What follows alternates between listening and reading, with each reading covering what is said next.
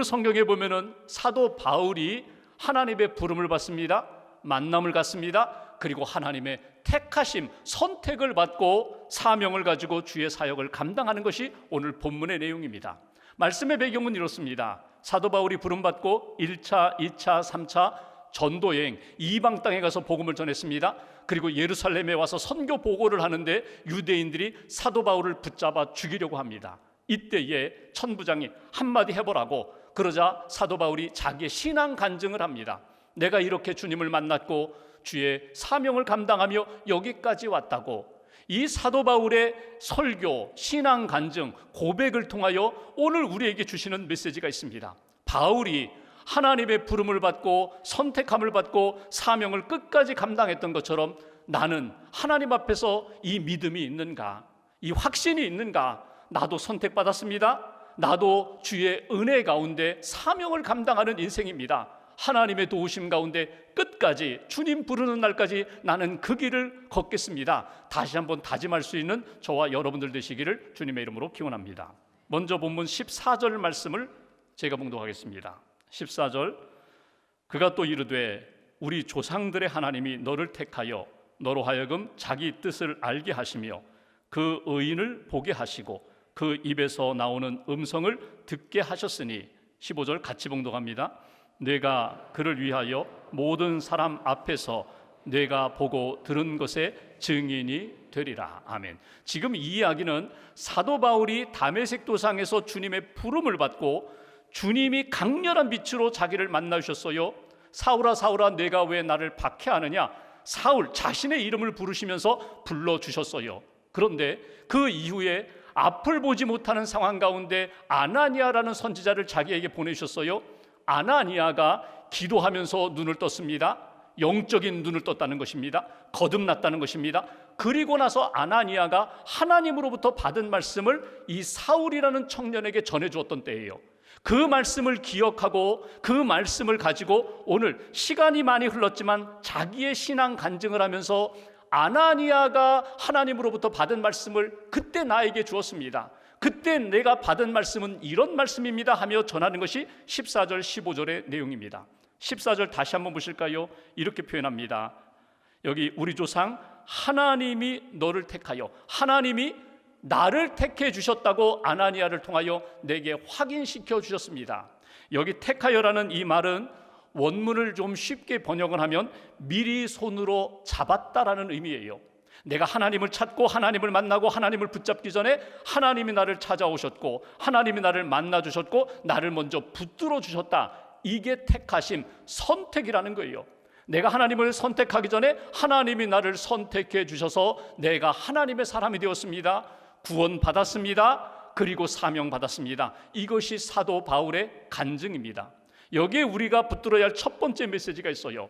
오늘 바울이 신앙 간증하면서 자기의 신앙 여정 가운데 가장 중요한 부분, 누가 먼저 선택했는가? 하나님이 나를 선택해 주셨습니다. 하나님의 택하심이 있습니다. 이 고백이 저와 여러분들의 고백이 되어야 한다는 것입니다. 다시 한번 마음속에 다짐하십시오. 하나님이 먼저 나를 선택해 주셨습니다. 내가 선택받은 하나님의 사람입니다. 이 고백으로 하나님 앞에서 믿음의 길을 걸어가시기를 주님의 이름으로 기원합니다. 하나님이 선택하셨어요. 나를 미리 먼저 오셔서 나를 붙잡아 주셨어요.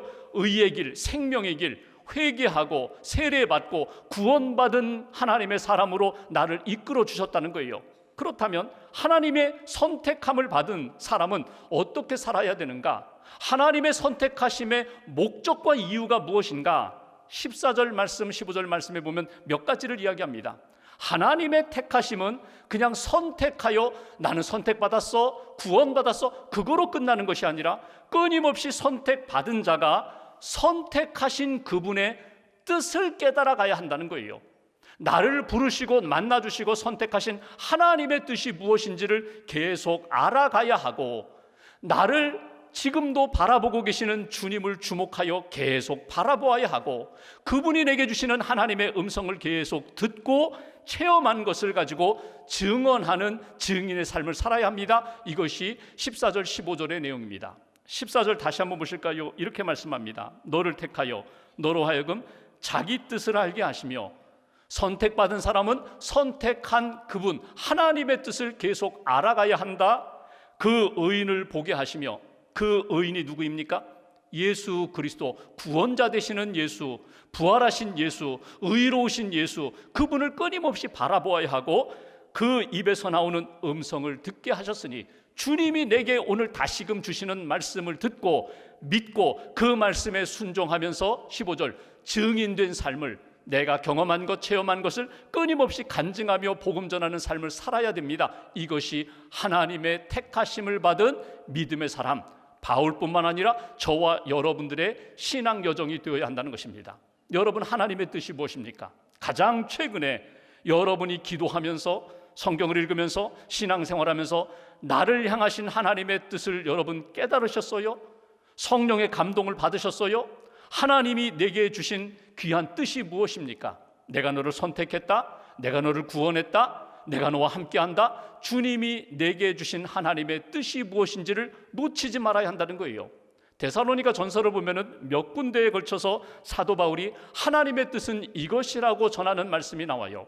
데살로니가 전서 4장 3절, 하나님의 뜻은 이것이니 너희의 거룩함이라. 거룩함, 구별된 것, 세상에 속한 사람이 아니라 하나님께, 하늘에 속한 사람, 어둠에 묻혀 사는 인생이 아니라 빛의 자녀로 사는 인생, 이것이 하나님의 뜻, 거룩함이라고.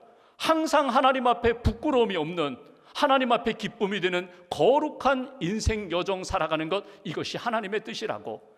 데살로니가전서 5장 16, 17, 18절 말씀, 항상 기뻐하는 것, 쉬지 말고 기도하는 것, 범사에 감사하는 것, 이것이 그리스도 예수 안에서 너희를, 우리를, 나를 향한 하나님의 뜻이라고. 하나님은 지금도 모든 상황 가운데 기뻐하고 감사하고 주님과 함께 교제하면서 기도의 삶으로 살아가는 것을 하나님이 원하신다는 거예요. 베드로는 고난 가운데 있는 그리스도인들을 향하여 이렇게 권면합니다. 베드로전서 3장 17절, 선을 행함으로 고난받는 것이 하나님의 뜻이라. 거짓된 삶, 세상에 속하여 살다가 고난받는 그런 것이 아니라 믿음을 지키고 선을 행하다가 고난을 겪게 되는 것, 이것이 하나님의 뜻이라고. 하나님의 뜻대로 살아갈 때에 고난 겪는 일 당연한 일이라고. 억울한 일 당하는 것, 그거 자연스러운 일이라고 베드로는 그렇게 초대교회 성도들에게 권면합니다. 이렇게 날마다 하나님의 뜻을 깨닫고 주님을 바라보고 주님이 주시는 말씀 가운데 오늘 내게 주시는 말씀, 그 말씀 붙잡고 오늘 순종하는 거예요. 믿음의 길을 걸어가는 거예요. 이것이 하나님의 택하심을 받은 성도들의 모습이라고. 여러분, 구약에 나오는 믿음의 사람들을 보십시오. 한 번 만나주시고 한 번 말씀하고 끝나지 않아요. 계속 만나주십니다. 계속 말씀하십니다. 때를 따라 하나님이 주시는 말씀을 의지하여 순종하며 살아갔던 아브라함이나 또는 모세나 다윗이나 믿음의 사람들, 예언자 엘리야나 예레미야, 주시는 말씀이 그때그때마다 있어요. 말씀 붙잡고 순종할 때 하나님의 뜻이 이루어지고 오늘 택함 받은 자의 아름다운 모습으로 나타나게 된다. 여러분, 오늘 우리가 함께 예배드리며 기도하며 믿음의 삶을 살고 있습니다. 거룩한 성도의 길을 걷고 있습니다. 예수님의 제자가 되고 있습니다. 여러분, 우리가 이렇게 신앙생활 하기까지 하나님의 선택하심과 하나님의 말씀에 순종한 사람들이 오늘 여기까지 이렇게 우리를 인도했어요. 내가 어느 날 갑자기 이렇게 신앙생활하는 것이 아니라 많은 믿음의 사람들의 그 체험과 간증과 고백을 우리가 듣고, 복음을 듣고 간증을 듣고 나도 그 길을 걷겠습니다, 그렇게 시작했다가 하나님이 나를 만나주시고 구체적으로 체험케 해주셔서 내가 믿음의 길을 걸어가게 되는 거예요. 우리 찬송가에 가장 많은 찬송시가 바로 크로스비, 페니 크로스비, 그 믿음의 사람의 찬송시거든요. 23편이나 우리 찬송가에 들어와 있어요. 예수로 나의 구주 삼고 성령과 피로 거듭났다. 이것이 나의 간증이요, 이것이 나의 찬송이라고. 나의 인생의 이야기는 곧 예수님의 이야기, 예수님의 이야기는 곧 내 이야기라고 그렇게 찬송시를 썼던 크로스비, 그 여성은요 시각장애를 갖고 있었던 여성이에요. 95년 동안 95세까지 살았는데 8,000편의 찬송시를 썼어요. 여러분, 그 여인이 한번 크게 주님을 만나고 은혜 받고 말씀 받아서 그거 가지고 계속 사용했는가? 그렇지 않습니다. 그때그때마다 주시는 하나님의 말씀 놓치지 않고 나를 선택하신 하나님, 내게 만나주시고 말씀을 주시는 하나님, 그때그때마다 주시는 성령의 감동을 따라서 신앙 고백을 하고 찬송시를 쓴 거예요. 이제는 저와 여러분들이 찬송시를 써야 할 때예요. 이것이 나의 간증입니다. 이것이 나의 고백입니다. 주님이 나를 만나주셨고 주님이 선택해 주셨고 은혜를 주셨습니다. 깨달음을 주셨습니다. 여러분, 다시 한번 나는 하나님의 선택받은 믿음의 사람입니다. 하나님의 택하심 가운데 오늘도 우리는 살아갑니다. 다시 한번 고백하며 믿음의 길을 걷는 저와 여러분 되시기를 주님의 이름으로 기원합니다.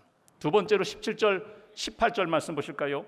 17절 후에 주님을 만난 이후에 바울이 예루살렘으로 올라갔습니다. 성전에서 기도하는 가운데 하나님이 말씀을 주십니다.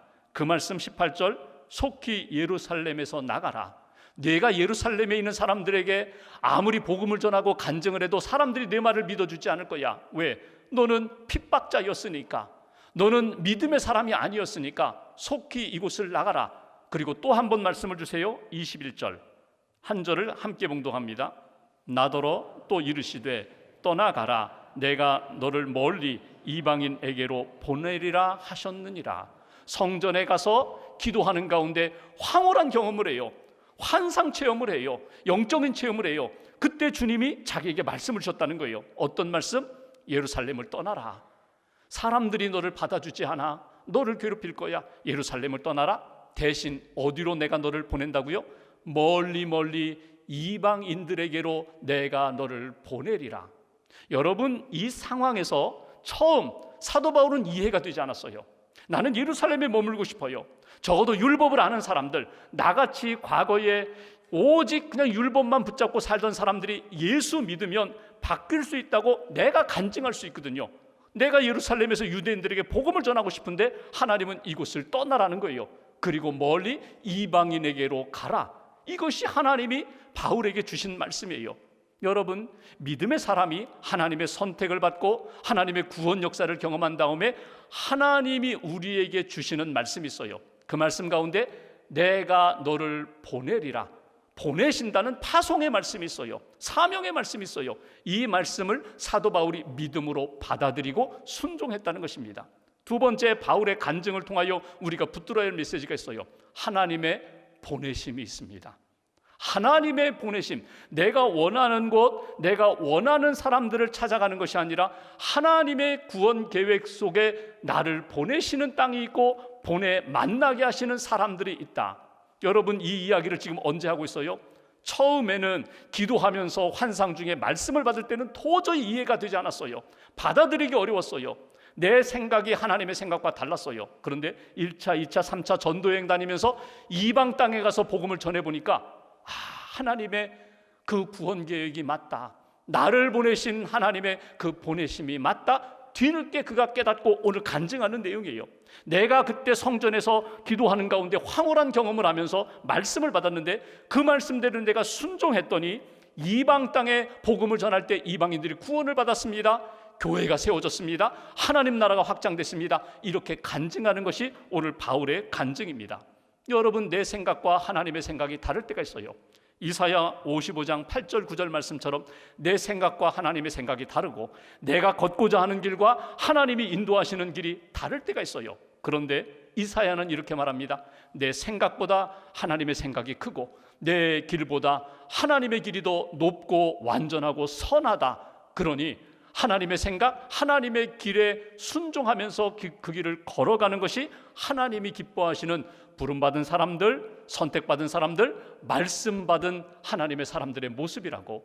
처음 바울이 다메섹 도상에서 강렬한 빛으로 앞을 보지 못했을 때 보냄받은 선지자가 아나니아라는 선지자입니다. 그 아나니아가 처음 하나님이 너 가서 사울이라는 청년이 지금 있으니 어느 곳에 있으니 가서 기도해줘라. 안수기도 해주고 눈을 뜨게 하라. 그때 아나니아가 뭐랬는지 아세요? 아닙니다, 아닙니다. 저 못 갑니다. 사울이라는 그 청년은 핍박자예요. 예수 믿는 사람을 잡아 죽이는 사람인데 내가 가서 기도한들 무슨 변화가 있겠습니까? 저 못 갑니다. 그런데 하나님이 말씀하세요. 가라고. 가서 내가 기도해야 하나님의 역사, 구원의 역사가 나타난다고. 아나니아가 믿음으로 순종하고 가서 기도했더니 눈이 밝아졌어요. 비늘 같은 것이 떨어졌어요. 그리고 이방인의 사도가 되었잖아요. 여러분, 아나니아 입장에서는요, 사울이라는 청년은요, 이방인이에요. 영적인 이방인이에요. 혈통은 같은데, 같은 유대인인데 도저히 내 믿음으로는 감당하기 어려운 이방인이에요. 여러분 신앙생활하면서 내 주변에 늘 만나서 교제하고 운동하고 먹고 마시고 친하게 지내는데 영적 이방인이 있어요. 오늘 이 말씀을 통하여 하나님의 보내심이 있습니다. 여러분 나를 어디로 보내실까요? 내가 가고 싶은 곳, 내가 만나고 싶은 사람, 내가 가고 싶은 모임으로만 나를 인도하시는 곳이 아니라 내가 전혀 원하지 않는 그 땅, 원하지 않는 사람들, 나와 전혀 관계가 없다고 하는 그 사람들을 향하여 하나님이 나를 보내신다는 거예요. 영적 이방인은 누굴까? 늘 나와 함께 친하게 지내는데 예수님 믿지 않는 사람들, 예수님을 부인하는 사람들, 한번 교회에 왔다가 실망하고 낙심하고 상처 입고 다시금 세상으로 돌아간 사람들, 이 사람들이 영적 이방인들이에요. 그 사람들을 품어야 된다는 거예요. 그 사람들을 향하여 주님이 나를 보내신다면 내가 가야 한다는 거예요. 여러분 오늘이 9월 22일이에요 10월 한 달 동안 우리가 새생명 축제를 하는데 여러분 오늘부터 10월 31일까지 딱 40일입니다 40일 동안 뭐 소문낼 거 없습니다. 나 스스로 하나님 앞에 한번 점검하고 내가 품는 거예요. 한 영혼을 품는 거예요. 하나님, 영적 이방인 가운데 있는 내 친구, 내 가족, 내 이웃 내가 품겠습니다. 기도하겠습니다. 기회가 될 때마다 카톡도 보내고 전화해서 만나기도 하고 내가 기도하며 저 영혼이 주님을 만나고 주님께로 인도하는 일에 내가 시간을 들이고 물질을 들이고 에너지를 쏟겠습니다. 한번 뜻을 세워보시라는 거예요. 계획을 세워보시라는 거예요. 오늘 하나님의 보내심이 있습니다. 나를 어디로 보내실까? 하나님 앞에 한번 기도해 보세요. 환상 중에 오늘 사도 바울에게 말씀하셨던 것처럼 분명히 우리에게 말씀을 주실 것입니다. 생각나게 하는 사람이 있을 것입니다. 가슴에 품고 그 영혼을 위하여 기도하며 복음을 증거하는 하나님의 사람. 마지막 22절 이하의 말씀을 보십시오. 22절 바울의 설교, 바울의 간증을 다 들었습니다. 22절 이 말하는 것까지 그들이 듣다가 유대인들이 듣다가 소리질러 이르되 이러한 자는 세상에서 없애버리자 살려둘 자가 아니라 하여 23절 떠들며 옷을 벗어 던지고 티끌을 공중에 날렸다. 여러분 스데반을 죽일 때에 설교를 듣고 돌을 들어서 죽일 때 상황하고 거의 비슷한 상황이 됐어요. 예수님을 십자가에 못 박으라고 그래서 결국 마침내 예수님을 십자가에 못 박았던 그 상황하고 비슷한 상황이 됐어요.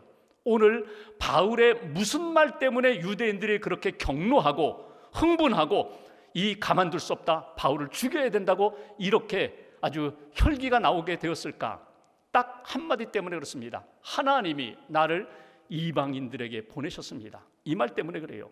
여러분 이 말이 왜 유대인들의 귀에 거슬렸는가 하면 구원은 언제나 유대인들, 우리만 얻는 거예요. 우리만 은혜 받고 우리만 복을 받는 거예요. 그런데 하나님이 이방인들에게 가서 복음을 전하고 그들이 구원을 얻는다고? 그들이 복을 받는다고? 이건 있을 수 없는 일이야. 그런 말을 하는 저 바울을 가만히 둘 수 없어. 그래가지고 결국 바울을 잡아 죽이려고 하는 모습이 나타나게 됩니다. 여러분 이들이 가지고 있는 생각이 무엇입니까? 아주 협소한 편협한 구원론이에요. 우리만 구원받아야 돼, 우리만 복을 받아야 돼, 우리만 은혜 받아야 돼. 그래서 이방인에게 많은 사람들에게 주의 복음을 증거해야 된다고, 구원한다고, 구원해야 한다고 하는 바울을 가만히 둘 수 없다. 그래서 어떻게 해요? 바울을 붙잡습니다. 그리고 채찍질을 하려고 해요. 고문을 하려고 해요. 신문을 하려고 해요. 그때 바울이 한마디 툭 던집니다. 아니 로마 시민권자, 재판도 받지 않는 로마 시민권자를 이렇게 고문할 수가 있습니까? 괴롭힐 수가 있습니까? 구금할 수 있습니까? 그 말을 듣고 백부장이 깜짝 놀라서 천부장에 가서 이야기합니다. 바울이 로마 시민권자 같아요. 27절 말씀 보실까요? 27절 천부장이 와서 바울에게 말하되 네가 로마 시민이냐? 내게 말하라. 이르되 그러하다. 상황이 완전히 바뀌었어요. 로마 시민권자는 여러분 기록을 보면 십자가에 처형당하지 않습니다. 아니 그것은 고사하고 재판 없이 구금될 수 없어요. 채찍질 당할 수 없어요. 재판을 받아서 사형 선고를 받아도 로마 황제 앞에 가서 나는 다시 재판받을 거야, 그런 권리가 로마 시민권자에게 있어요. 근데 바울이 내가 시민권자라는 거예요. 29절 한 절 함께 봉독하겠습니다. 신문하려던 사람들이 곧 그에게서 물러가고 천부장도 그가 로마 시민인 줄 알고 또 그 결박한 것 때문에 두려워하니라. 두려워하니라. 무엇을 두려워해요? 바울을 두려워? 바울이 가지고 있는 시민권을 두려워하니라. 여러분 여기에서 우리가 주목할 것이 있습니다. 바울은요 인간적인 자랑을 한 적이 없어요. 나는 로마 시민권자입니다. 나는 가말리엘 밑에서 공부한 사람입니다. 나는 바리새인입니다. 나는 유대인 중에 유대인입니다. 나는 귀족입니다. 뭐 이런 인간적인 자랑을 하지 않고 오직 예수만 붙잡고 나머지는 다 배설물로 여겼던 사람이에요. 그런데 오늘 이 시간에 사도 바울이 내가 가지고 있는 로마 시민권을 히든 카드처럼 한 가지 툭 던지는 거예요. 왜 그랬을까? 하나님의 구원 역사 가운데 내가 죽음은 두려워하지 않지만 하나님의 선교와 구원 역사 가운데 이렇게 끝낼 수는 없다는 거예요. 하나님이 이루고자 하는 분명한 뜻, 구원 계획이 있기 때문에 내가 이렇게 로마 시민권자임을 밝히면서 다시금 하나님의 사역이 이어지기로 원한다. 하나님의 뜻이 이루어지기로 원한다. 여러분, 이것은 하나님이 바울에게 주신 지혜입니다. 로마 시민권자가 된 것 하나님이 준비하신 역사예요. 백부장을 만나고 천부장을 만나서 내가 로마 시민권자입니다 이렇게 넌지시 이야기했을 때 이 모든 상황을 바꾸게 하신 분은 하나님의 역사였다는 거예요. 하나님의 도우시는 손길, 보이지 않는 하나님의 손길이 오늘 성경 가운데 나타나는 것을 보게 돼요. 세 번째 우리에게 주시는 메시지가 있어요.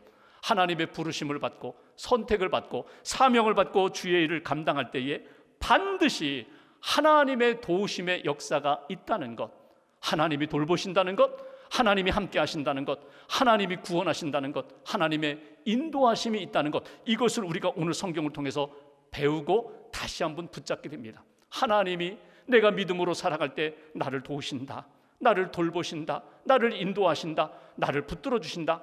나는 상황을 바꿀 수는 없지만 반드시 믿음으로 나아갈 때 하나님이 상황도 바꾸어 주시고 사람도 바꾸어 주시고 하나님의 구원 역사 가운데 반드시 영광의 역사로 이끌어 가신다. 이것이 오늘 사도 바울을 통하여 우리가 깨닫는 부분입니다. 나는 아무것도 없어요. 다 잃어버렸어요. 그런데 반드시 하나님이 내게 남겨두신 것이 있어요. 남겨두신 것, 그것을 가지고 하나님이 놀라운 역사, 기적의 역사를 만드세요. 모세의 손에 쥐었던 지팡이 하나로 하나님이 내가 너와 함께한다, 네가 지팡이 쥐고 있는 것처럼 내가 너를 붙들리라, 내가 이스라엘 민족을 붙들리라. 그러면 하나님의 구원 역사가 나타나는 거예요. 내게 남은 것이 무엇일까? 오늘 사도 바울에게 있어서 아무것도 없는 것 같지만 결정적인 시간에 로마 시민권이라는 것 하나 가지고 상황을 바꾸시는 하나님, 내 인생에 남겨두신 것을 가지고 새로운 역사를 만드실 하나님, 그 하나님을 믿고 기대하며 나아가는 저와 여러분 되시기를 주님의 이름으로 기원합니다. 열왕기하 4장에 보면은 한 여인이 나와요. 엘리사의, 자기 남편이 엘리사의 종이었는데, 제자였는데 세상을 떠났어요. 두 아들과 셋이 남았어요. 경제적으로 어려워지니까 이 두 아들이 노예로 붙들려 팔려갈 것 같아요. 너무나 힘드니까 엘리사 선생에게 찾아가서, 선지자에게 찾아가서 이야기합니다. 살려주십시오. 그러자 엘리사가 여인에게 말합니다. 내 집안에 남아있는 게 뭐냐? 예, 다 없습니다. 다 없고 딱 기름 조금 남아있습니다. 그거면 됐어. 가서 아들들에게, 옆집에 가서, 이웃에 가서 다 빈 그릇 다 빌려오라고 해. 그릇들을 빌려왔어요. 그리고 방에 들어가서 문을 잠그고 그 그릇에 남아있는 기름을 부으라고 해. 쭉 붓습니다. 그러면 한 그릇밖에 되지 않는데, 조금밖에 되지 않는 그 기름이 점점 모든 그릇에 채워지는 거예요. 이것을 팔아서 도움을 얻으라고. 여러분, 하나님의 은혜의 역사, 돌보심의 역사, 도우심의 역사가 이렇다는 거예요. 내게 주신 것, 내게 남겨주신 것, 그거 하나 가지고 정말 하나님 살아계시는구나, 하나님 나를 사랑하시는구나, 나를 이렇게 돌보시는구나 체험하게 만드시고 하나님 앞에 감사하며 믿음으로 살게 하시는 역사, 여러분 구약의 신약에 나오는 역사만이 아니라 오늘 우리의 삶 가운데 다시금 일어날 하나님의 역사임을 꼭 놓치지 않으시고 그 믿음으로, 그 순종으로 하나님 앞에서 살아가시기를 주님의 이름으로 기원합니다. 말씀을 마무리하면서 오늘 사도 바울의 간증을 듣습니다. 바울의 고백만이 아니라 저와 여러분들의 신앙 고백이 살아있기로 합니다. 하나님 살아계시고 하나님 나를 선택하시고 하나님 내게 사명 주시고 나를 보내시는 자리마다 믿음으로 순종할 때 하나님이 이렇게 돌보셨습니다, 도우셨습니다, 하나님의 역사입니다 고백하며 간증할 수 있는 저와 여러분 되시기를 주님의 이름으로 기원합니다.